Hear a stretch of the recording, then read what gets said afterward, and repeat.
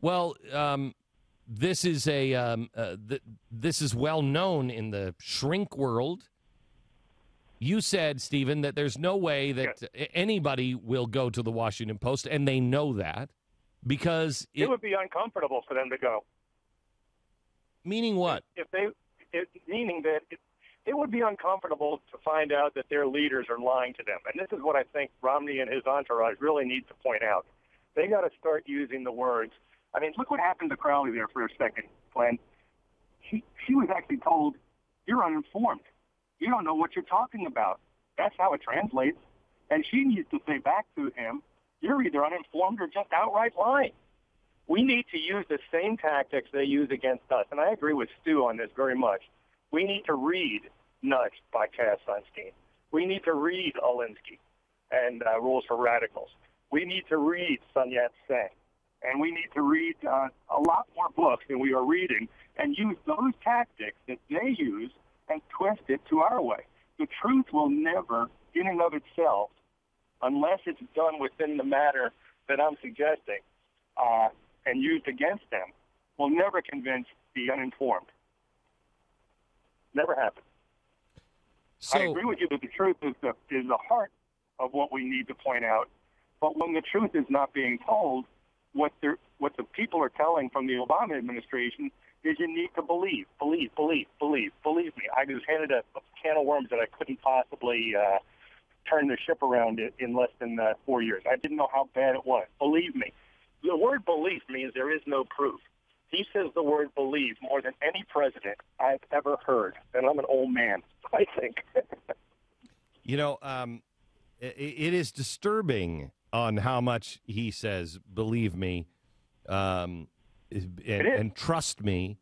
You know, I learned early on from my grandfather, anybody who says trust me, don't trust him. Because you don't need to trust. Why would I ask you to trust me? Look it up yourself. Do your own homework. You walk onto a car dealership and they say, and this is where car dealers really go wrong. You walk onto a car dealership and they say, hey, this is the price and this is, what it is. And, you got to trust me on this. This is the best deal I can get. Well, I can go online. I can leave the parking lot. I can go back in my car. I'll go online. I'll find out if that's really the price. And if it's not, well, then what do you do with the information? Well, the other part is if you use the word believe, it cannot be looked up. You cannot look up, is there a God? I mean, if you use just the truth and honesty and facts, and I always said to people, never let facts get in the way of a good argument. But, the fact is, Jesus should never have been crucified. It was left up to the people, and the people at that time went with their gut. And that's what's happening with our country. We go more with the gut than we do the fact. And I don't mean to bring religion into this, but it's a well-known, book. You heathen. You heathen. You sacrilegious. How could you bring it to that point? No, I think it's an interesting thought because, you get this idea that we're supposed to, I don't know, we sit here and we go back and forth and you can't figure out, the average person can't figure out who's telling them the truth and Correct. Who's lying based on personality. So, Stephen, help me out as a shrink. We got a couple of shrinks on the line, and I want to get their opinion as well. Sure. Help me out as a psychiatrist. We're a patient. The United States of America is a patient who walks into your office and says, "I'm believing this guy. He's not abusing me. He tells me he loves me." You as a shrink, how do you get them to see the truth? And lead them there so they become a stronger person? It's basically the same way. It's more personality, and that's one thing that Romney has to get involved in, is developing his personality, that he becomes likable. It would be very much like, Glenn, what makes one minister or priest better than the other? They're both speaking the same book. It's just how they connect with their audience.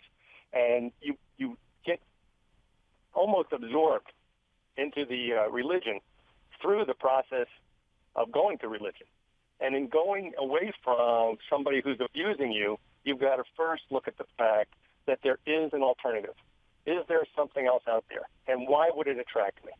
And so you've got to become attracted to the individual, the idea, And that's what happened with Obama back in 2007, 2008. Everybody got attracted to hope and change, believe. As you said, the use of the free election seal on his plane was a genius. It was almost like he was preordained to become our minister, our savior, our president. So he was a genius when it came to psychology. Well, that's why he surrounded himself with psychiatrists and psychologists. And we need to use that too. And the books are there. The ways to do this are there. When you read Nudged, for example, and I know Stu has read it because obviously he talks about it, but if you look at how they do this, and you look at what's going on in New York with the big gulp, Mayor Bloomberg never had so much notoriety as when he banned the soda. All right. Stephen, thank you very much for your phone call. Appreciate it. We have some more shrinks on the phone because I think this is important. I think it is. It's the missing key. We've got all these friends who just won't listen. You're like, what the hell's wrong with you? Okay, so instead of trying to play the same game that we've been playing, and we're not making any difference with our friends, why don't we look at the game differently and say, okay, what else? What else is there? And since they've consulted psychiatrists and psychologists, why don't we?